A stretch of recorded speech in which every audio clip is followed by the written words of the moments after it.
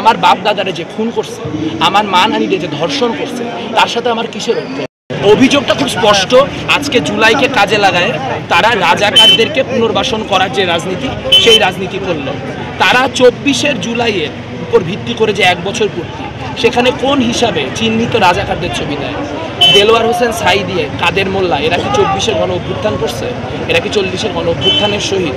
তাহলে আপনি একই ঘটনার মধ্যে দিয়ে 71-এর যে শহীদ, তাদেরকে তো কলঙ্কিত করলেনই, আপনি 24-এর যে শহীদ, সেই শহীদদেরও কলঙ্কিত করলেন। 24-এর শহীদ তো মুগ্ধ, 24-এর শহীদ তো শাকিল, 24-এর শহীদ তো রিজভিও, তারা তো কেউ এই জিনিসের পারমিশন দেওয়া যায় না। আমরা কিন্তু রাজাকারদের প্রশ্নে, স্বাধীনতা বিরোধীদের প্রশ্নে এই গত 11 মাসে কোথাও এক ফোঁটা ভায়োলেন্ট আচরণ করি নাই, কিন্তু আমরা দেখতে পাইছি রাজশাহীতে, চট্টগ্রামে, যেখানে তাদের সামান্যতম ক্ষমতা আছে, সেই সব জায়গাতেই তারা মুক্তিযুদ্ধপন্থী শিক্ষার্থীদের উপরে কী ধরনের বর্বরচিত আক্রমণ করছে। আপনারা দেখতে পাইছেন গণতান্ত্রিক ছাত্র জোটের মিছিলে তারা একাধিক জায়গায় আক্রমণ করছে।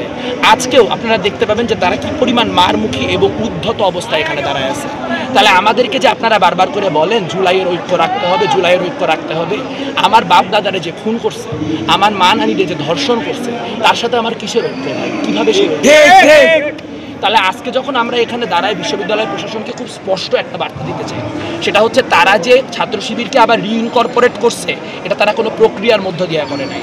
লিয়াজো কমিটি একটা মিটিং করছে ছাত্র সংগঠনগুলির সাথে, সেখানে তারা বলছে যে যেই দুইটা সংগঠনকে 90-এর সামাজিক চুক্তি অনুযায়ী বা মানে আমাদের যে ছাত্র সমাজ সেখান থেকে বাইরে রাখা হয়েছিল, এরশাদের সংগঠন ছাত্র সমাজ এবং ইসলামিক ছাত্র শিবির, তাদের বিষয়ে কি সিদ্ধান্ত হবে সেই সিদ্ধান্ত তারা পরবর্তী মিটিংগুলিতে করবে।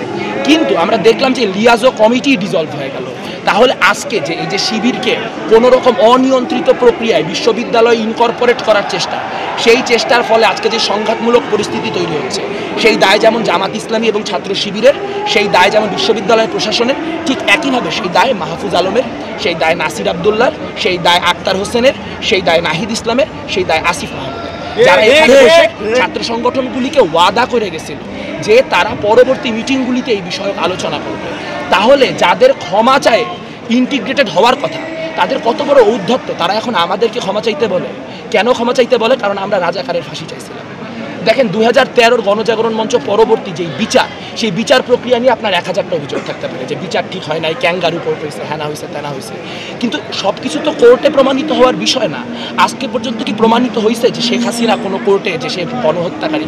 কিন্তু আপনার কাছে যদি আইসে কেউ বলে যে শেখ হাসিনা গণহত্যাকারী না, কারণ তার কোর্টে প্রমাণিত হয় নাই, তাহলে আপনার তার কলিজাটা টাইনে ছিঁড়ে ফেলতে ইচ্ছা করবে না?